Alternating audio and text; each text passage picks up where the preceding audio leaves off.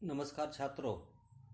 तो आज हम 9वीं कक्षा हिंदी विषय का पन्ना नंबर 71 पर पाठ के आंगन में उड़ान काव्य जो है उनकी स्वाध्याय की हम उजळणी देखने वाले हैं। परीक्षाएं में हमें इस प्रकार के प्रश्न आ जाते हैं तो वह हमें किस प्रकार हल करने चाहिए इसकी जानकारी आपको मिल जाएगी। इसके पिछले पाठ को हमने कल्पना विस्तार का निबंध किस प्रकार लिखना है, दहेज जैसी सामाजिक समस्याओं पर घोषवाक्य लिखनी है और गजलकारों की गजल किस प्रकार की होती है, अंतर्जाल की सहायता से एकाध कवि उनका परिचय हमें किस प्रकार लिखना चाहिए इसकी जानकारी देखी थी। अभी हम पाठ के आंगन में सूचना के अनुसार कृति पूर्ण कीजिए। परीक्षा में इस प्रकार का सवाल आपको आधे गुण के लिए एक गुण के लिए प्रश्न आ जाता है। सही विकल्प चुनकर वाक्य पूर्ण कीजिए। परों में शक्ति हो तो डैश डैश किया है। उनका उत्तर 3 पर्याय दिए हैं। उपलब्ध नभ को नापना है, उपलब्ध जल को नापना है, भू को नापना है। तो यह हमें परों में शक्ति हो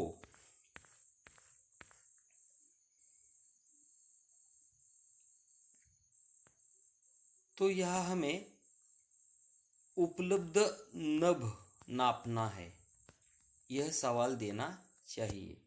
उपलब्ध नभ नापना है, परों में शक्ति हो तो उपलब्ध नभ को नापना है, यह सवाल जवाब आपको देना होगा। उगलते आप बाहर से, सुलगते आप बाहर से, सुलगते आप बाहर से, इसका उत्तर आपको आंगन मांगा नहीं करते, इस प्रकार का उत्तर है उनका। आंगन नहीं मांगा करते, यह सवाल आपको यह लिखना है। सुलगते आप बाहर से, आंगन नहीं मांगा करते। इस प्रकार सही वाक्य पूर्ण कीजिए कि सवाल आ जाएंगे आपको कोई भी स्वाध्याय पर, कोई भी पाठ पर। तो इस प्रकार आपको यह सवाल लिखने चाहिए, सही पर्याय ढूंढकर लिखना होगा। दूसरा सवाल है, निम्नलिखित काव्य पंक्तियों का सरल भावार्थ लिखिए। अंधेरे के इलाके में नमन मांगा नहीं करते। तो यह प्रश्न जो होता है, अंधेरे के इलाके में नमन मांगा नहीं करते, तो इस प्रकार का जवाब आपको आ जाएगा। तो आपको विस्तृत रूप से इसका उत्तर लिखना है। 2 गुण के लिए इस प्रकार का प्रश्न स्वमत के रूप में आपको आ जाता है। अंधेरे के इलाकों में नमन मांगा नहीं करते, तो यह पूरी 2 पंक्तियों का एक यह आपको कविता दी जाती है। तो इसका विस्तृत रूप से स्वमत के आधार पर आपको उत्तर लिखना पड़ता है। 4, 6, 5, 6 पंक्तियों में उत्तर लिखना पड़ता है। तो यह आपको अच्छे गुण मिल जाएंगे। उसके आगे है, कविता द्वारा दिया गया संदेश अपने शब्दों में लिखिए। तो उड़ान नाम की जो कविता है ना, उस कविता का संदेश यह पद्य रूप में है, आपको गद्य रूप में लिखना होगा। जिस प्रकार आप गद्य रूप में लिखते हैं उसी प्रकार निबंध लिखने जैसे आपको लिखना पड़ेगा। इसके लिए भी आपको 2 गुण मिल जाएंगे। स्वमत है वह भी। कविता में प्रयुक्त विराम चिन्हों के नाम लिखकर उसका वाक्यों में प्रयोग कीजिए। तो आपको इस प्रकार का परिच्छेद कविता में आ जाता है और उसमें जितने जितने विराम चिन्ह होते हैं कौन कौन से हैं, यह देखिए। अंधेरे के इलाकों में किरण मांगा नहीं करते, जहाँ है कंटकों का वन, स्वल्प विराम है। सुमन मांगा नाही करते, पूर्ण विराम आहे। म्हणजे या ठिकाणी आपल्याला स्वल्प विराम, पूर्ण विराम, खुद ब खुद या शब्दामध्ये डॅश दिलाय मध्ये, तो आहे. त्यानंतर अजून काय काय विरामचिन्ह आहे तिथं, ही पण आपल्याला पाहावी लागतील. तर शक्यतो ही 3च विरामचिन्ह आहेत बा इथं, स्वल्पविराम, पूर्णविराम आणि डॅश. तर काय करायचं आहे तुम्हाला, या कवितेत आलेली ही विरामचिन्ह आहेत. स्वल्पविराम आहे, पूर्णविराम आहे आणि डॅश असणारी वाक्य आहेत बा. अपसरण चिन्ह त्याला म्हटलं जातं, डॅशला अपसरण चिन्ह. तर तुम्हाला त्या प्रकारची दुसरी वाक्य तयार करायची आहेत. कविता में प्रयुक्त विराम चिन्हों के नाम लिख कर उनका वाक्यों में प्रयोग कीजिए. आता स्वल्पविराम टाकायचा तुम्ही, स्वल्पविरामाचं वाक्य तयार करायचं. हमारी प्रशाला बहुत अच्छी है, क्रीडांगण अच्छा है, ग्रंथालय अच्छा है. इस प्रकार स्वल्पविराम देत देत देत तुम्हाला हे वाक्य पूर्ण करावं लागतं. हमारा विद्यालय का क्रीडांगण, प्रांगण, साहित्य विभाग, ग्रंथालय बहुत अच्छा आहे. स्वल्पविराम प्रत्येक वेळी द्यावा लागेल बघा तुम्हाला. त्यानंतर तुम्हाला पूर्णविरामाचं कोणतंही वाक्य लिहावं लागेल, कोणतं पण वाक्य लिहू शकता तुम्ही.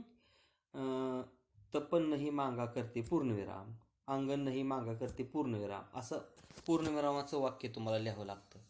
आणि त्यानंतर डॅश असणारी पण वाक्य, उदाहरणार्थ रामकृष्ण हरी यह जप करना चाहिए, राम डॅश कृष्ण डॅश यह जप करना चाहिए. तर अशा प्रकारचं कुठलीही तुम्ही उदाहरणं विरामचिन्हांची तुम्ही घेऊन या कवितेत आलेली त्याची वेगळी वाक्य, त्याचा वाक्यात उपयोग तुम्हाला करायचा असतो बघा. तर अशा पद्धतीचे पण परीक्षेत प्रश्न येतात, किंवा विरामचिन्ह ओळखा म्हणून येतात, विरामचिन्हांचा वापर करा म्हणून येतं, किंवा विरामचिन्ह दिली जात नाहीत, तुम्हाला विरामचिन्ह भरा म्हणून एखादं वाक्य दिलं जातं, त्यात विरामचिन्ह भरा म्हणतात. म्हणजे अशा पद्धतीचा बी व्याकरणामध्ये विरामचिन्हांचे 2-3 प्रकारे वेगवेगळ्या प्रश्न तुम्हाला परीक्षेत येत असतात. तर ते सुद्धा उत्तर तुम्हाला त्याची अशी लिहावी लागतील. आणि त्यानंतर यातला 4था प्रश्न एक तुम्हाला पाहायला मिळतोय, कवी ने इन मानवीय गुणों को और संकेत किया है. 4 मुद्दे दिलेत बघा. म्हणजे या कवितेमध्ये कवींनी कोणत्या मानवी गुणांची माहिती या कवितेत दिलेली आहे. म्हणजे मानवाचे कोणते कोणते गुण असणं गरजेचं आहे मानवाकडे. तर मानवाकडे कोणते कोणते गुण, कुठलेही 4 गुण तुम्ही लिहू शकता बा या ठिकाणी. मानवाकडे कोणते कोणते गुण असावेत, तर त्याचं मस्तक झुकलेलं असावं, म्हणजे स्वयमेव त्याचं मस्तक झुकलेलं नेहमी असावं. त्याच्या पंखामध्ये ताकद असायला हवी आहे. त्यानंतर कुठलीही गोष्ट त्यानं मनानं केली पाहिजे, म्हणजे थोडक्यात मनापासून प्राणापासून त्यानं कुठलीही गोष्ट मनापासून स्वीकारली पाहिजे.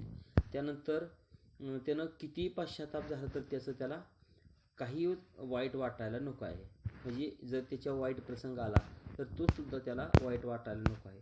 अशा पद्धतीचे कवीने इन मानवीय गुणों के और संकेत किया है. म्हणजे मानवामध्ये असे गुण असायला हवेत. परोमी शक्ती होनी चाहिए. और दुसरं लिहावं लागेल तुम्हाला पश्चाताप स्वीकारना चाहिए. तिसरं लिहावं लागेल तुम्हाला नमन, स्वयं नमन होना चाहिए, मानवीय मूल्य होणे चाहिए. अशा पद्धतीने तुम्हाला 4 मुद्द्यामध्ये तुम्हाला ह्याला अर्ध्या मार्काला येतात बा. अर्धा म्हणजे 2 मार्काला हा प्रश्न असा पद्धतीचा येऊ शकतो. त्याला कृतीपत्रिका आपण म्हणतो बा. तर परीक्षेत सगळे प्रश्न तुम्हाला असेच येणार आहेत बा. असा एखादा प्रश्न येतो आणि 4 मुद्दे देतात, किंवा वरती प्रश्न देतात आणि खाली 4 मुद्दे देतात. अशा प्रकारचे 1, 2, 4 तुम्हाला प्रश्नांची उत्तरं लिहावी लागतात. तर अशा पद्धतीने कृतीपत्रिका जर तुम्ही सुंदर प्रकारे सोडवली तर तुम्हाला 80 मार्काच्या गुणामध्ये 9वीला तुम्हाला चांगले मार्क मिळतील आणि तुमची प्रगती होऊ शकेल. तर अशा पद्धतीनं उडान नावाची ही जी चंद्रसेन विराट यांची कविता आहे ती आपण पूर्णपणे पाहिलेली आहे. कवितेचा शीर्षक पाहिला, कवीचा परिचय पाहिला, पूर्ण कवितेचा भावार्थ पाहिला, सरळ अर्थ पाहिला, त्याच्यावरचे स्वाध्यायाची उजळणी 2 पाठामध्ये आपण घेतलेली आहे. तर अशा पद्धतीने हा सगळा हे कविता पूर्ण आपली झालेली आहे. तुम्ही याच्यावरचे स्वाध्याय सोडवायचे आहेत. याच ठिकाणी आपण थांबूया. धन्यवाद.